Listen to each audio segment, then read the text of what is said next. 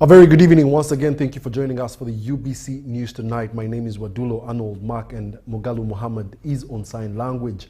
Without further ado, let's take a look at tonight's top stories and then get straight into the bulletin. The news headlines are brought to you by the Deposit Protection Fund of Uganda. Keep your information up to date with your regulated financial institution. Customer deposits are protected up to 10 million Ugandan shillings. Terms and conditions apply. Tonight, South Sudan President Salva Kiir arrives into the country for President Museveni's inauguration. And Christians across the country in a nationwide prayer for President Museveni. Drone and fireworks to light up Kampala skies in a 14-minute show ahead of the 7th swearing-in ceremony. And in sports, over 420 athletes from 26 teams tussle it out on the edition of the Silverfin Pentathlon. The Deposit Protection Fund of Uganda. Keep your information up to date with your regulated financial institution. Customer deposits are protected up to 10 million Ugandan shillings. Terms and conditions apply. Once again, good evening. We now give you the news in detail. With a few hours remaining to the swearing-in of the president on Tuesday next week, all Christian believers prayed for the president for the good Lord to guide him as he takes over another 5 years in office. The Prime Minister, Robina Nabanja, joined the Christians of St. Edward Bukumi in Kakumiro district to pray for the president. Let's take a look at these details.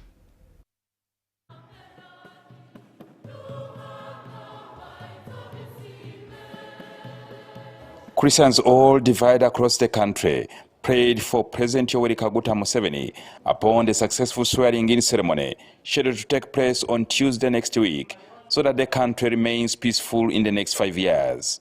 The Prime Minister of Uganda, Robina Nabanja, was at St. Edward Bukumi in Kakumiro district to pray for the president. Kandi webale okwija okutabara omugisa ogula kukonyera mbwe kulembezi bwawe ombuheza bwawe nitubasabira tusabire abebembezi baitu tiniko president abemupizi n'abantu bona bagenda kuba nibarahira inte kisembo kya moyo mwikirire kibasensekoho tiniko batwebembere bulungi tiniko akiki ntugondeza emikoro emirungi kandi nobebembezwa bulungi. We are going for the swearing-in ceremony of the president and all members of parliament. And so we are here to pray for the peace of our country, for prosperity of our country, for us to go through the swearing-in ceremony peacefully in this country. You know, the president is going to be sworn in on Tuesday this week, or the Tuesday next week. Of course, this is the week. I will also be sworn in on Wednesday, the day after the swearing ceremony of the president. And so we are here to pray for the country, for peace, for prosperity, and also for household incomes of our people. The Prime Minister says St. Edward Bukumi is the foundation of her success and the reason for her decision to pray in this parish. So in the process, we are told to pray for the country. So I decided to come to the church where I was baptized, and that is St. Edward's Bukumi. This is where I grew from. This is where I studied from S1 up to Senior 6. And so I thought it wise that I should come and pray with the Christians of this church. He said during her new term of office as woman member of parliament for Kakumiro district, focus will be put on fighting poverty. I will be taking them for training and then supporting them with seedlings. Yes, coffee seedlings. We also have goats. We have piggery. I want to support this community here so that we move up together. I also have bananas, high value crops. We want to start practicing intensive farming in this area. I think that is what I should embark on now that I was given this term of office. Intensive farming for every family. And I will be visiting them household by household. I will visit them. They have been supported with PDM, some of them. Others are yet to get. But those who will get PDM this time round, we must direct them on what to invest in.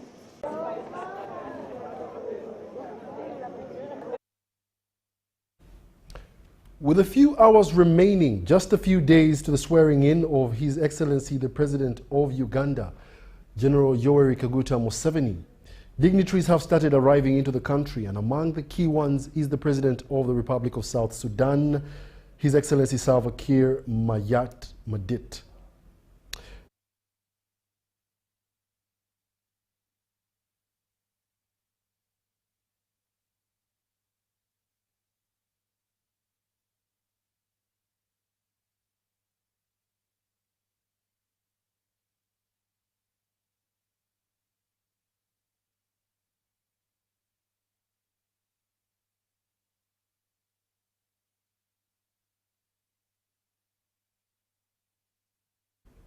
More in our news, the Uganda flag adopted in 1962 features 3 horizontal stripes of black, yellow and red. The flag must be hosted on national events where the president is present as the fountain of honor. Timothy Sibasi looks at the different colors in the Uganda flag and the symbols therein, what they present.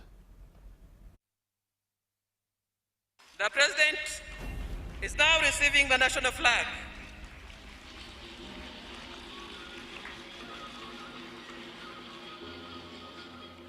In our continued broadcast about the much anticipated swearing in of the president on Tuesday night, we profile the Uganda flag, colors and features therein as an instrument of power to a reigning president. The black color. The black strip in the Uganda flag symbolizes Uganda's African heritage, identifying it as a black nation with a strong, resilient people.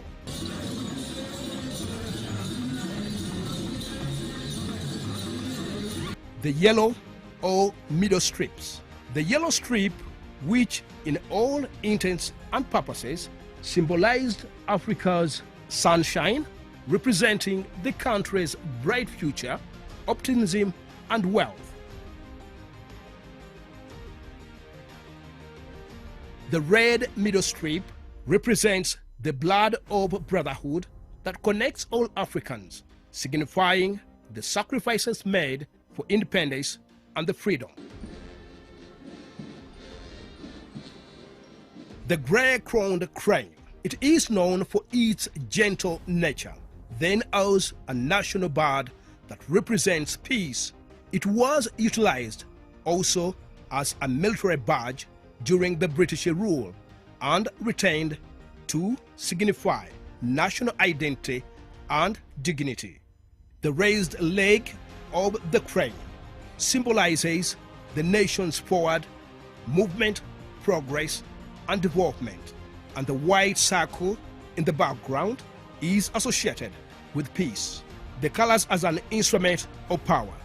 The flag was designed by Minister of Justice, then Grace Ivinjira, to replace the previous colonial flags, acting as a deliberate symbol of independence and sovereign power that was chosen to highlight African unity and shared destiny against colonial history.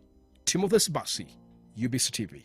The President is now receiving the presidential standard flag. Ugandans are set for a spectacular drone and fireworks show that will light up the skies of Kampala as part of the celebrations ahead of the 7th swearing-in ceremony of the President, Yoweri Kaguta Museveni. The Director, NRM Mobilization, Dr. Rosemary Seninde, says that the 14-minute aerial display will showcase some of the country's achievements under the ruling NRM government. Let's take a look at the details. The event will take place near Protea Hotel Kampala Skies, where the drones are expected to take off. Seninde encourages Ugandans within a 3 to 5 kilometer radius of the venue to look into the sky from 8 p.m. with the main drone performance scheduled to begin at exactly 8:30 p.m. before ending with fireworks display tomorrow, Monday. And it will be viewed in an altitude of 200 meters and in a radius of between 3 to 5 kilometers. So people around this place will be viewing this, but those who may not have an opportunity will be viewing it on their TVs, because we expect almost all media houses and various TVs actually to show this live. So please be ready to watch. The event show will highlight key gains achieved by the country, although they acknowledged that the short duration would only allow a portion of the achievements to be showcased. The Chief Executive Officer of Jay's Pyrotechnics, J. Sri Suchak, said the team has worked closely with security agencies to ensure the safety and smooth execution of the aerial showcase. Everybody will be seeing for themselves in the sky at about 200 meters in the sky how these formations will come out in the sky. Like it's something that's very interesting. You'll see the president speaking to you. So, and there will be fireworks thereafter. So I think it's something they should look out in the sky for. The president's message will be animated and displayed in the sky, promising Ugandans a unique and immersive visual experience. Because it is going to be between 14 to 15 minutes show. Otherwise, we would have loved to show everything that we have been able to achieve as a country. But because the show will have a short time, so what will be seen is part of the gains. So I wouldn't want Ugandans to think that what will be seen or what will be shown are the only gains that we have been able to achieve as a country. For UBC News, I am Sudat Kaye. As Ugandans prepare for yet another presidential swearing-in ceremony, attention is turning to the leadership style of President Yoweri Kaguta Museveni. His decades in power have been defined not only by longevity but an unusual approach to political rivalry. Museveni has built a reputation as a patient leader who has opened doors to critics, negotiated with rebels, and brought former opponents closer. So let's take a look at what describes Uganda's politics of inclusion and what it could mean for the country's next chapter.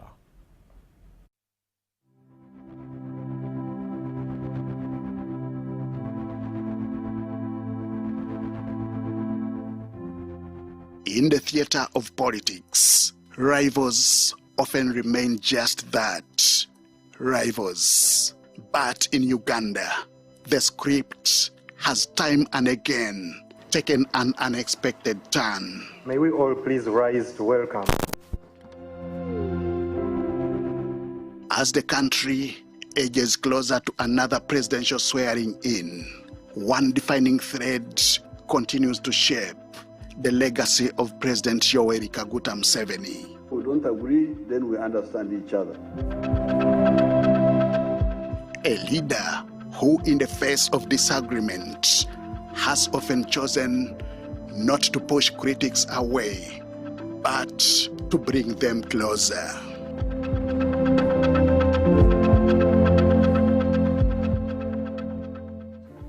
So, we attacked a number of police stations, Kasanda, here Bukomero, Busunju, even Kachiri. From the early days of the armed struggle to the complexities of modern multi-party politics, Museveni's journey has been marked by a gradual but deliberate shift from confrontation to conversation. For me, he has taught me to be tolerant. They are so tolerant to people, to the extent that sometimes his tolerance is annoying. Some people are like, but why? Why does he leave somebody to behave like that up to that extent, and he's leaving him or her? When conflict threatened to fracture the nation, his government extended the hand of dialogue. He engaged rebel groups in peace processes aimed at restoring stability.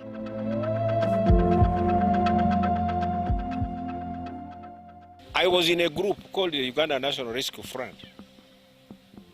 We fought with the UNRA, the NRA.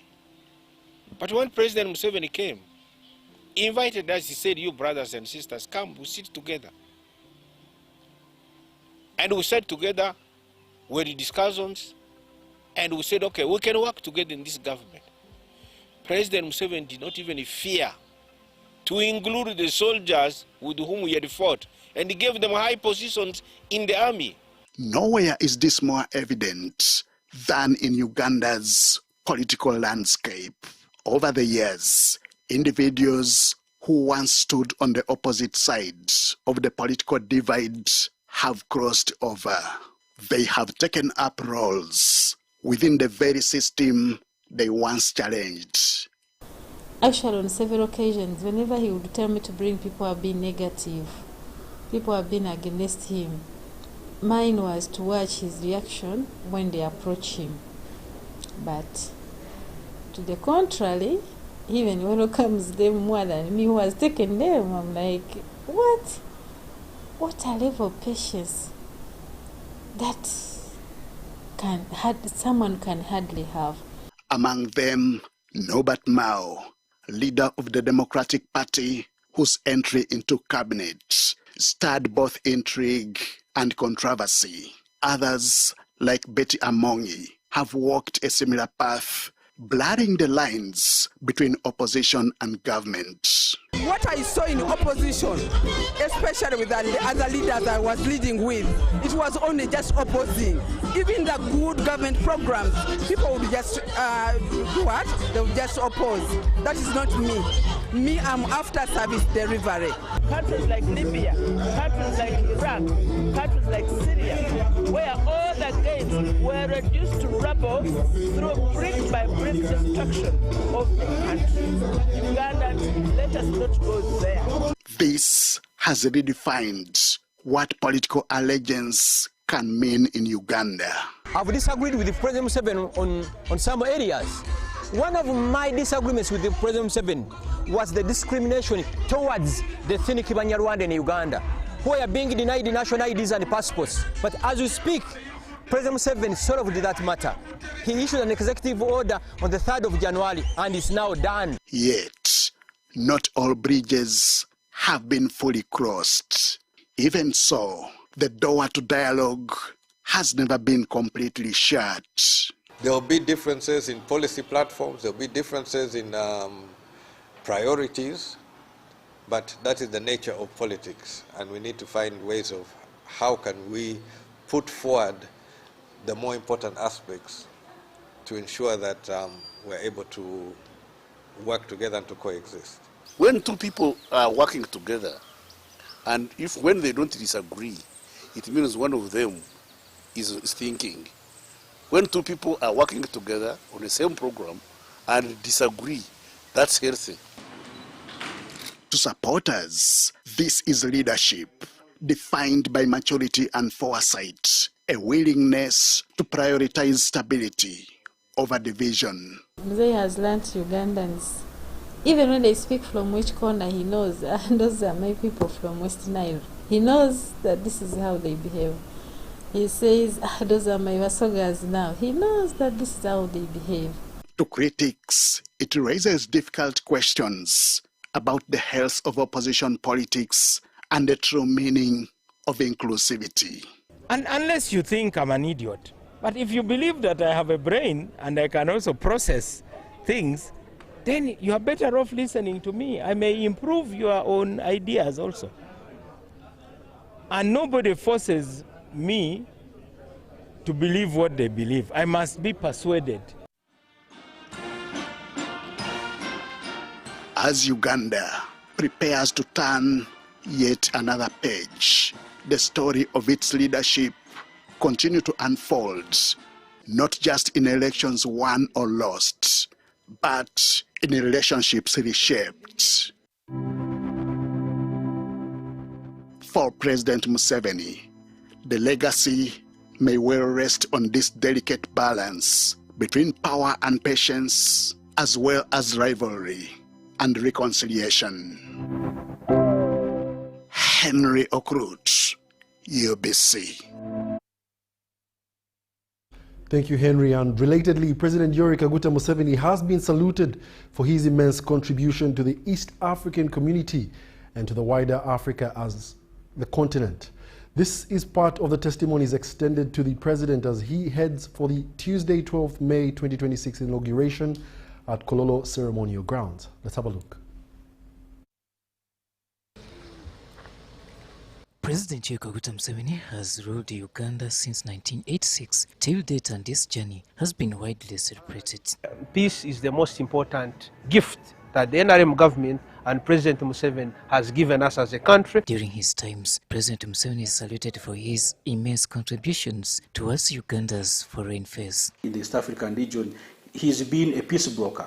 Many people come to him to mediate peace talks amongst other countries. Antonia Ayebare is Uganda's permanent representative to the UN. He has been having positive impact at the global stage. I'll give you examples. 2 weeks after he was sworn in 1986, he became the chairman of COMESA, Common Market for East and Central Africa, when Kampala was still recovering from the war. And he really set a stage for COMESA in what it is now. He has not only earned Uganda a slot into the political and security table, but also plastered it to the economic forums, as the most precious one is the 2022 visit to Vietnam. Of course, they discussed other areas like the area of bilateral relations, where each country agreed to grant the diplomatic community and government officials the visit without visa. Your Excellency, Uganda's stride in manufacturing and industrialization continue to lay the foundation for value addition and export growth. After the death of most Africa's founding fathers, Museveni has lived to carry on their legacy. I can tell you without fear of contradiction at all that President Yoweri Kaguta Museveni is one of Africa's most consequential post-colonial leaders. He understands Africa probably better than any other leader I've ever listened to. He is one of the greatest Pan-Africanists on the continent. Uganda's foreign policy is Africa-centric, and President Museveni is one of the Pan-Africanists we still have in this country. Of course, after we lost people like Julius Nyerere. Roek Benbor and Kermit Jonas Orach are South Sudanese students currently taking up education from Uganda. One thing I can assure my fellow Ugandans is that there is peace in Uganda. That's the most essential thing a citizen needs in a country. It's peace and stability in a country. So in the last few years I've been in Uganda, I can say, as I said, stability, peace, and other things are really experienced when there is a good leadership. And this for me is one of my bigger frustrations. I feel like the President Yoweri Museveni story has not been fully told. He has been a consequential leader. His thought leadership is unmatched. His grasp of African issues is unmatched. His institutional memory has played into all the things that we know about the solutions he's helped provide for the continent. With the experiences of the fire back at home, they are quick to salute Uganda's great contribution to its neighbors, mainly under the leadership of President Museveni. His Excellency General Yoweri Kaguta Museveni have been so instrumental in Uganda. The best example I would give you is Libya. Look at Libya, how it was during Gaddafi's period. Yes, Gaddafi was a dictator. Surely, yes, but he brought peace. He brought stability. People enjoyed, the citizens enjoyed each and every right. But after when he left, what had happened? The country has diminished. Look at Libya now and look at Libya before. Let us not look at the aspect of Museveni has overstayed in power. Yes, we understand that power is transitional, true. But he always tells us that he went to Bush and he fought for that country.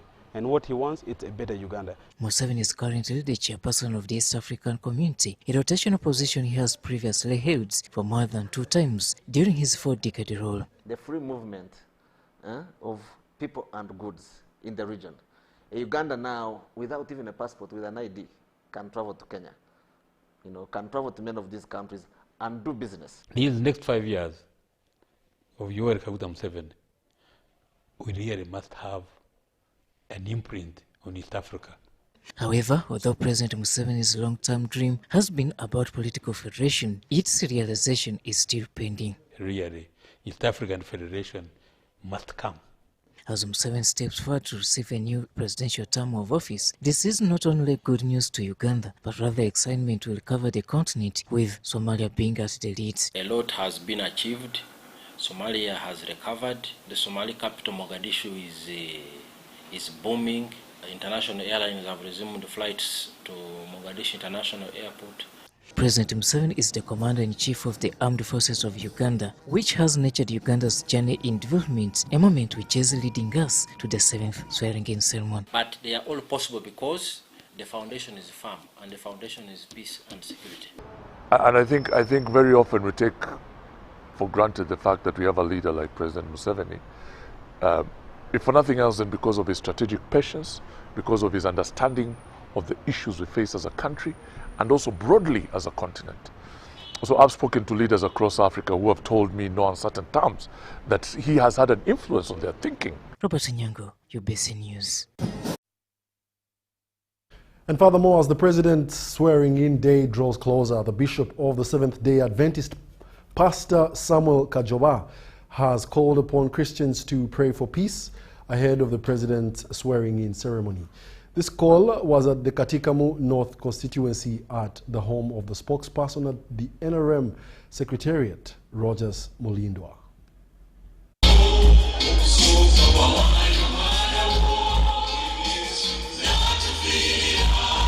Seventh-day Adventists within North Buganda Field, friends and relatives gathered at the home of spokesperson at NRM Secretariat, Rogers Mulindwa, for a Thanksgiving ceremony.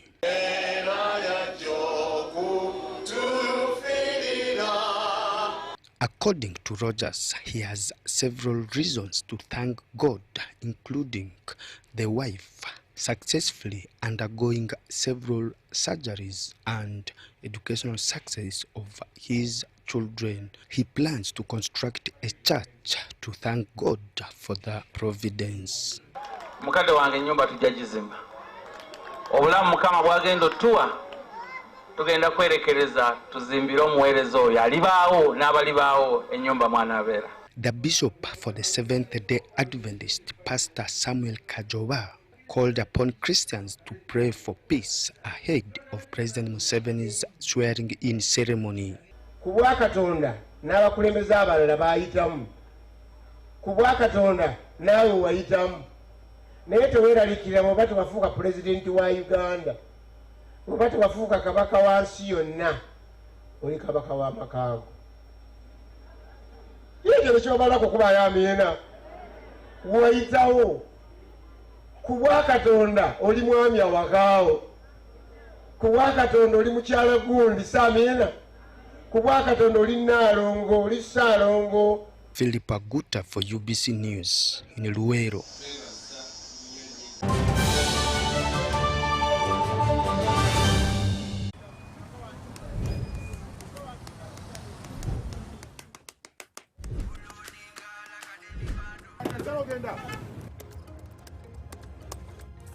And that's it for today. Till the next episode.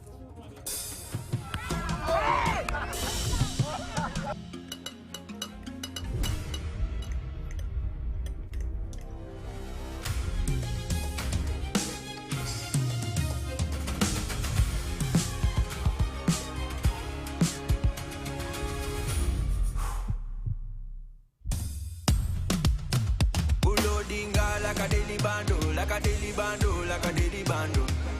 Omuliro nguwulira muli mu mutima kukankana like drums. Kalakata, kalakata, enendungu ya kusabula. Mikono free of fire, free of fire, free of fire.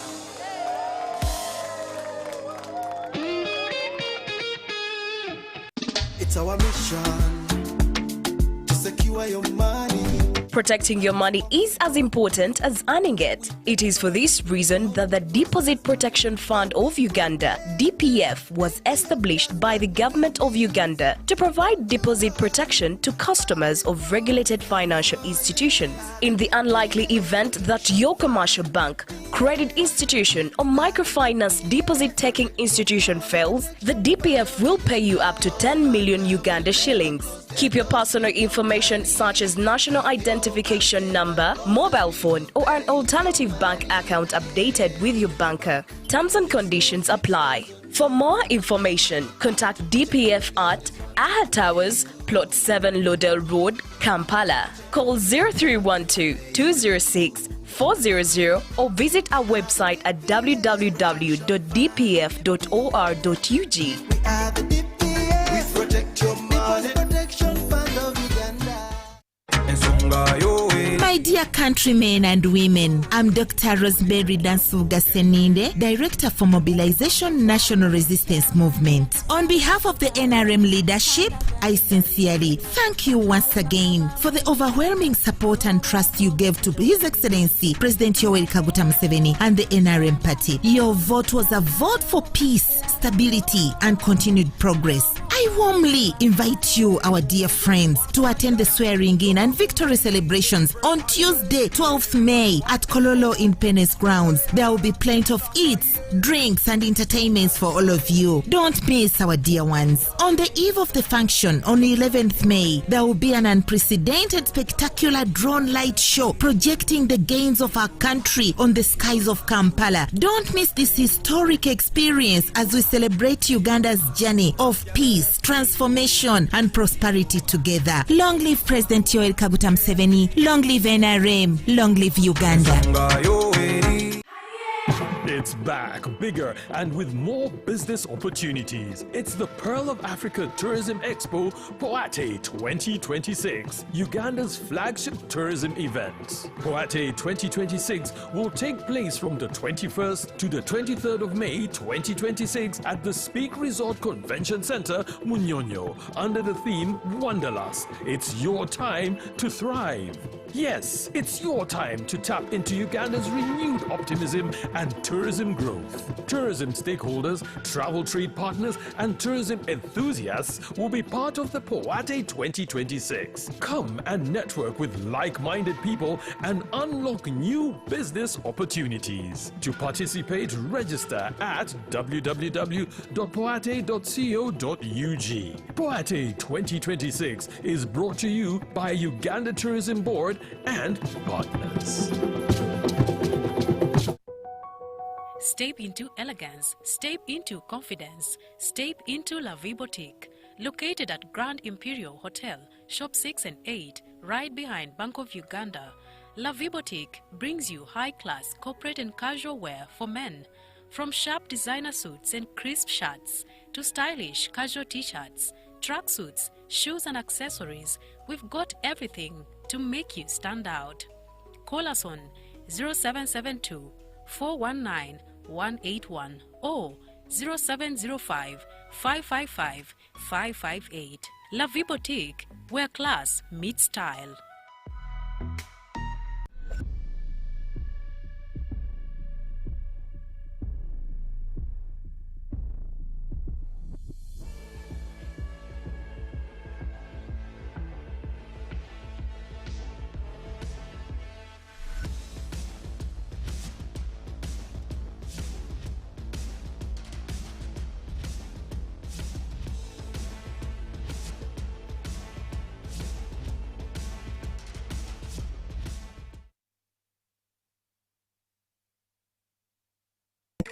In a fast-moving world, why are we still stuck with paperwork? Signing here, stamping there, moving from office to office. It's exhausting. Now, there's a better way. With UG Pass, you can securely prove your identity, sign documents, and access government services anytime, anywhere. No delays, no stress. Everything is instant, safe, secure, and government-backed. UG Pass, your identity secured. Available in the Apple App Store and Google Play Store. UG Pass is a product of Dignitary Uganda.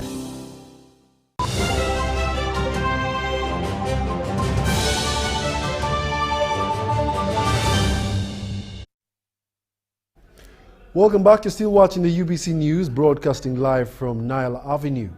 We're taking you to more news. The head of the Pentecostal Churches for Foreign Communities living in Uganda, Bishop Julius Kinja, has commended the NRM government for promoting freedom of worship for foreigners residing in the country. Bishop Kinja said that this is a peaceful and free nation which has attracted people from different countries to live, work, and worship without intimidation or discrimination. He also thanked God for the victory of President Yoweri Kaguta Museveni in the recently concluded elections. Bishop Kinja prayed for President Museveni to be granted wisdom and strength as he prepares for his swearing in and another term in office.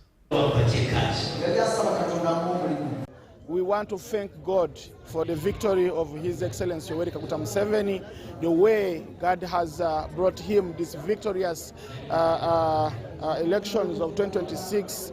We thank God that by 12th May, on Tuesday, we congratulate him by swearing in the way God has led Uganda. We pray that God give him wisdom, strength, and all the grace upon him to lead the Ugandans in unity, in harmony. That we pray that as God always give him the wisdom to unify the Ugandans, we pray that God will do it again. We are here to celebrate at Zion Pentecostal Churches, International Pentecostal Churches, the 20 years from they have implemented this church in Uganda.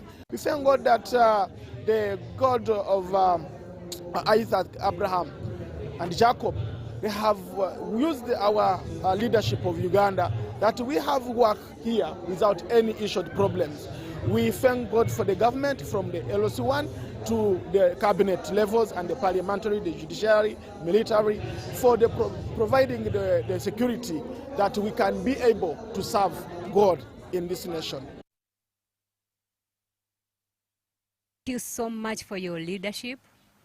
We pray that where we are going, we are really going to achieve whatever that we are praying for as Umoja wa Amani Kwanza. Our group Umoja wa Amani Kwanza is all about unity, love.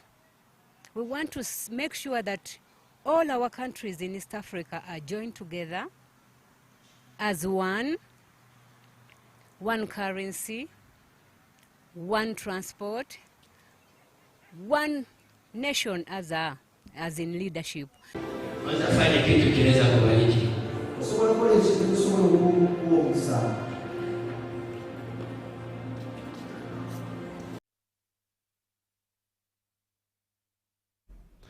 The freedom of worship and speech are part of the achievements of the NRM government in the last 40 years. House of Prayers Ministries International lead pastor Aloysius Bujingo has crowned a week of prayer ahead of President Yoweri Kaguta Museveni's swearing-in ceremony. Let's take a look.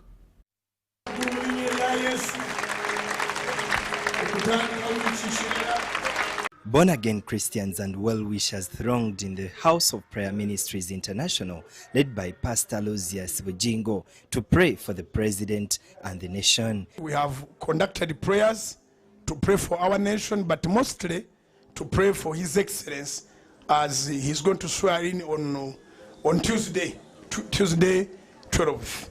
We have prayed for His Excellency and Mama Janet Kaguta Museveni. We pray for the term that is going to commence on Tuesday 12th.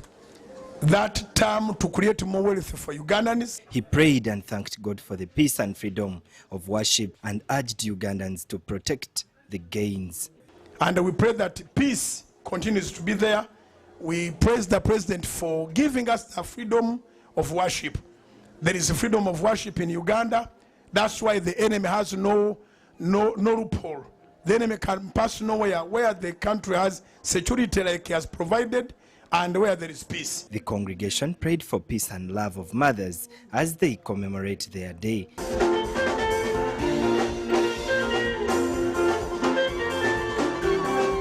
I'm Benon Mukwaya with Henry Muganga, UBC News.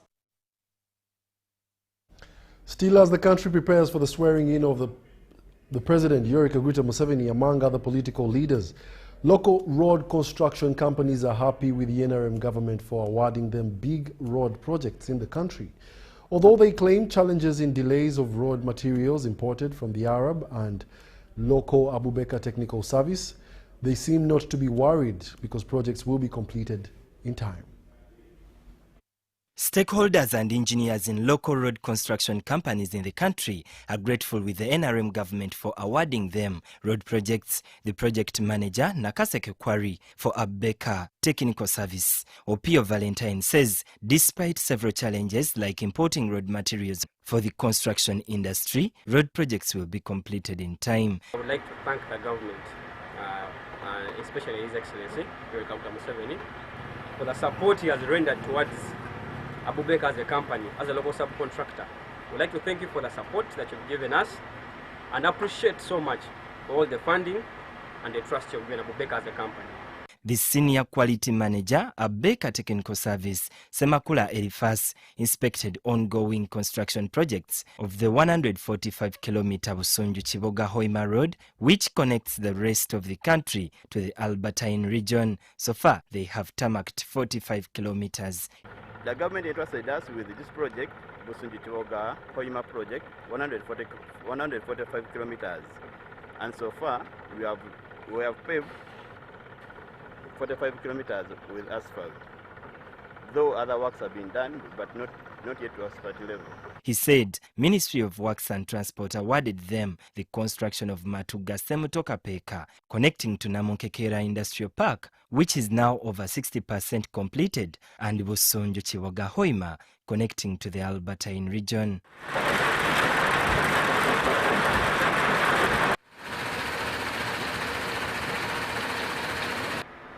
Basically, we are controlling the aggregates who are working on this site.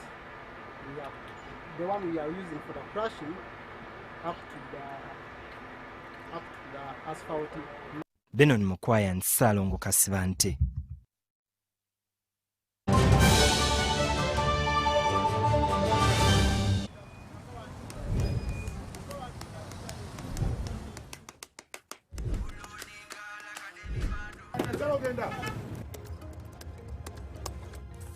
And that's it for today.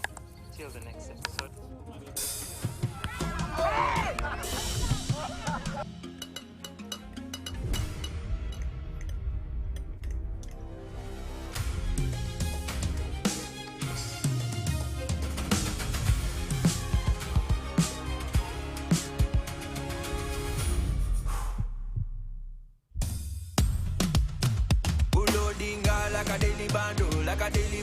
Like a daily bando. Omuliro nguwulira muli mu mutima kukankana like drums. Kalakata, enendungo yakusabula. Mikono juu, free of fire, free of fire, free of fire.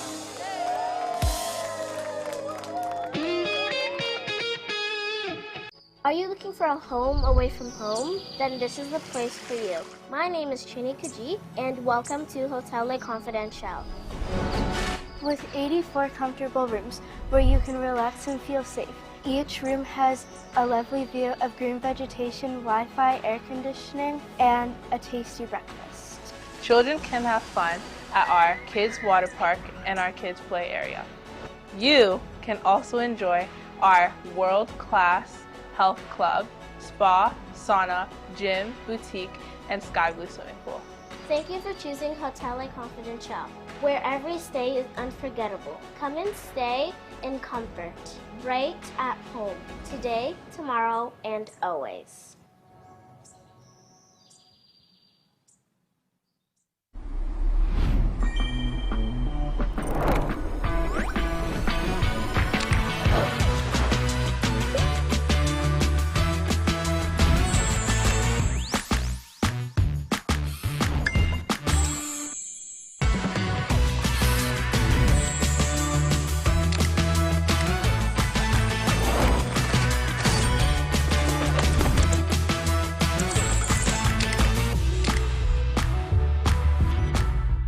50 series. Perfect snap, any zoom. Enjoy 9 GB free MTN data valid for 3 months. Available in any Techno or MTN outlet near you. MTN is regulated by the Uganda Communications Commission.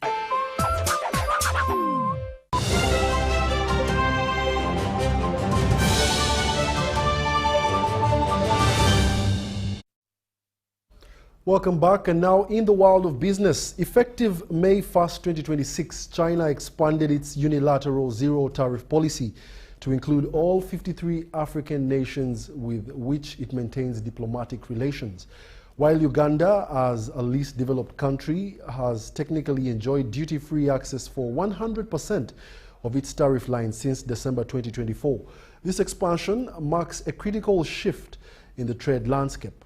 Let's take a look, because I had a chance to interact with some of these stakeholders. The inclusion of non-least developed countries like South Africa, Nigeria and Kenya means that Uganda's previous advantage has effectively ended.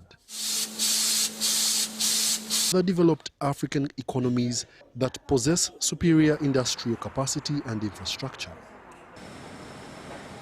At least 7 to 8% of Ugandan coffee is exported with value addition, meaning that over 90% is exported raw. For Uganda, the primary challenge is moving to a value-added metric. Our share of exports to the China market is just about 0.1%. From the African continent, we're exporting about $140 million to the Chinese market, out of the total of $123 billion that the continent of Africa exports to the China market. We need to make sure that we export more value out of the volumes. To remain competitive in the $21 trillion Chinese consumer market, Uganda must reduce its domestic production costs, targeting lower rates for electricity and water to match the president's goal of 5 cents per kilowatt hour. But as the current implementation window is a test phase set to conclude on April 30th, 2028, it will give African nations like Uganda a limited time to prove that they can meet Chinese demand standards. Trade negotiations make trade possible. It is the private sector that make trade happen. As I've said, we negotiate the rules of origin to make sure that they are friendly. We negotiate the tariff liberalization. We negotiate the removal of non-tariff barriers. There are SPS, sanitary and phytosanitary arrangements to ensure that there is that good environment for trade. In short, we take the horse to the well, but we cannot force it to drink. Since 2022, all food manufacturers exporting to China must register with the General Administration of Customs of China and comply with strict sanitary and phytosanitary standards, including testing for chemical residues, pest control, supported by detailed management records and tariff purposes, and ensure strong product traceability and branding. We conducted advanced analysis of trade with the 53 African countries with which we have diplomatic ties, put together a list of key commodities such as copper, and identified companies eligible for preferential treatment to help those companies seize opportunities to expand imports from Africa. The Ugandan government is supporting this transition by attaching dedicated trade attachés to missions in China to improve market intelligence and facilitate buyer-to-buyer connections. Wadulo Arnold Mark for UBC News.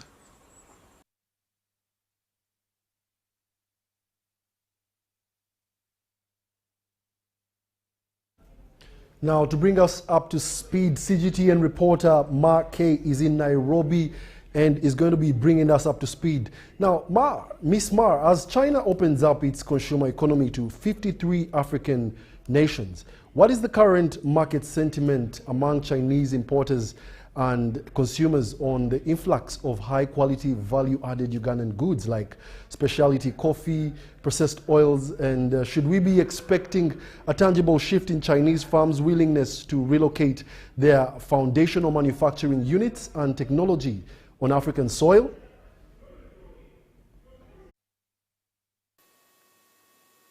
Thank you, Mark. So first of all, on market sentiment, both consumers and importers in China are responding positively. Chinese consumers are increasingly looking for high-quality specialty products, for example, Ugandan coffee. So according to official statistics, Uganda's coffee exports to China reached $62 million last year, which nearly doubled from the year before. And just last month, at a trade event in Shanghai, Ugandan coffee was showcased alongside tea and dairy products, specifically targeting China's hospitality and retail sectors. So the demand is real. On the importers' side, the zero tariff policy gives them a direct cost advantage. Reports from China shows that Ethiopian coffee, for instance, is now about 20% cheaper than the similar quality beans from, say, Central and Southern America, simply because the tariff is gone. So that kind of price difference gets buyers' attention. And we're not just talking about coffee. South African apples, avocados from Kenya, and sesame seeds from Tanzania, for example, are all seeing similar benefits. Chinese importers quoted in trade publications say that they are actively looking for more African suppliers. There's this coffee trader in China who we talked to, told us that he plans to increase his coffee bean imports by 15 to 20% this year, reaching 1,200 tons. So the sentiment is clearly shifting towards Africa. Now, on the bigger question, will Chinese companies relocate manufacturing to Africa? Well, here the answer is more nuanced, but I think we're already seeing early signs. The logic is straightforward. Under the zero tariff policy, if a Chinese company processes cashews, cocoa or coffee inside Africa, turning raw beans into roasted coffee, or let's say raw cocoa into butter, then the finished products can enter China tariff-free. That lowers the cost significantly. And Chinese trade officials have stated this openly, that this policy is designed to encourage exactly that, Chinese investment into African factories, not just trading in raw materials, but also in the production chain. So the goal is to help Africa move up the value chain, and we've seen concrete examples like in Zambia, Mozambique, and Tanzania. China's market regulators have been running agricultural standardization projects. They have published over 300 standards and training manuals, trained more than 2,000 local agricultural workers and farmers, and in the demonstration zones, crop yields have increased by 15%. So my take is this, the market sentiment is strong and growing, the manufacturing shift is now guaranteed, but the policy creates a real financial incentive. Whether that incentive turns into factories on the ground depends on both sides. Whether China follow through with investment and technical support, and whether African countries improve their business environment to attract that capacity. Back to you, Mark. Thank you, Ma. We really do look forward to those developments as they unfold. Now, more in business, as traders and manufacturers struggle under tax disputes, the private sector is seeking parliamentary intervention over a controversial law requiring taxpayers to first pay 30% of disputed taxes before their cases can be heard by Tax Appeals Tribunal. The Private Sector Foundation Uganda, together with Uganda Manufacturers Association, have formally petitioned the Deputy Speaker of Parliament and the Minister of Finance to urgently amend Section 15 of the Tax Appeals Tribunal Act. The business community says the current law is locking many companies out of justice, especially small and medium enterprises that cannot afford the mandatory 30% deposit demanded before filing appeals against Uganda Revenue Authority assessments. Over time, many taxpayers have had to challenge tax assessments. Why? Because URA has increased capacity of number of staff who audits. The revenue targets of URA have increased, meaning that the pressure to issue as taxpayers to seek redress is to go to the Tax Appeals Tribunal. Now, at the Tax Appeals Tribunal, there's a rule under Section 15 of the Tax Appeals Tribunal Act, where, according to the petitioners, several businesses with genuine disputes are being forced to abandon cases because they cannot raise millions and in some cases billions of shillings required upfront. With the increase in the number of cases, the increase in the number of amounts that are assessed, and the increase in the chances of errors being made by URA, then you're locked out of the right to be heard by the tribunal, and URA will be the forcing election of the liability assessed, meaning that they can even sell your property, you can sell your car because you haven't paid your tax. Yet, you have serious grounds to challenge excess. The private sector urges that the law is discouraging. Previously, going to the Constitutional Court to contest that, saying the right to deposit a 30% infringes on my right to a fair hearing, because if I don't have the 30%, I will still the Supreme Court maintain the same position that no, we are not necessarily infringing on your right to a fair hearing. You can still be heard. It is a requirement under the law. So if you fulfill the requirement, you will be heard. But in the event you do not, it is also an obligation you're infringing on. So conclusively, that position has been determined before. The Supreme Court has made it very clear. The fact that your matter is dismissed for failure to pay 30% is pay 30% is pay 30%. Among the proposed reforms is giving the Tax Appeals Tribunal powers to waive or reduce the deposit requirement, allowing bank guarantees and security, and introducing a fairer tiered system